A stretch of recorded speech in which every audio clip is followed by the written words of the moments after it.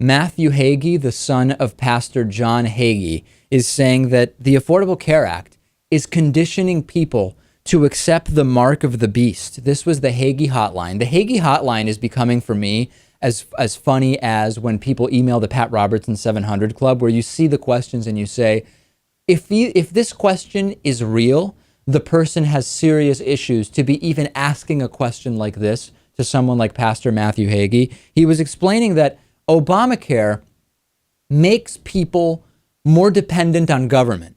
And being more dependent on government conditions people to accept the mark of the beast. Here is his explanation. I can't explain it as well as Matthew Hagee does. Vicky asks, does Obamacare increase the risk of America supporting a one-world government? Vicky, Obamacare is the kind of legislation that causes people to depend more on the government than to take responsibility for themselves. And anytime individuals are willing to depend more on the government, they are preparing themselves for the kind of global dictatorship that is described in the end times. Now, I'm not saying that Obamacare takes us towards that. I'm saying that it is the kind of behavior that allows that.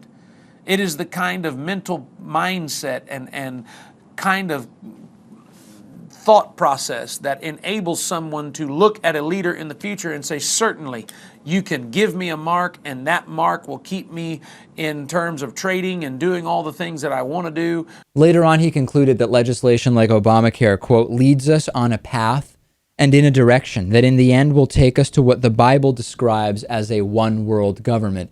It's incredible to me, Lewis, that the Bible so perfectly explains modern conspiracy theories. The Bible was written a long time ago, and it just is so perfectly fitting into this jigsaw puzzle where it shows us and predicts how all of the current conspiracy theories from people like Alex Jones and a lot of the religious extremists are going to come true. How convenient.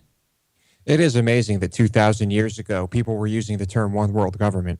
Yeah, no. That is incredible. And also, I'm a little bit confused because Matthew Hagee's dad, Pastor John Hagee, lobbied President Bush to do a preemptive nuclear strike on Iran and has a church that incessantly preaches about the second coming in order to support raising money for Israel, because a lot of these right-wing nuts, they like Israel because they think that helping Jews who will, of course, eventually convert to Christianity will bring on the second coming of Christ in the end times. So it's weird because on the one hand, Matthew Hagee is warning people about the end times. At the same time, his dad and much of the movement that he's associated with is trying to get money together to bring on the end times. I just don't understand it.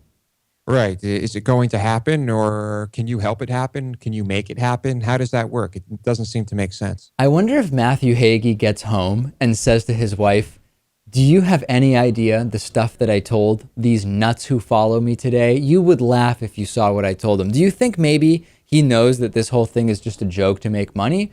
Or do you think these are his sincerely held religious beliefs? I ask this often because I honestly cannot tell. I find that it's usually the case with people like this, that they do not believe the things they are saying. But you never know. Maybe. I also find it funny that this is the group that talks about so-called personal responsibility. And at the same time, they believe that you can just ask for forgiveness for anything you've done and get it and be completely excused from the repercussions, absolved of the sins and repercussions that go with those sins. I will never understand the absurd personal responsibility meme of the religious right.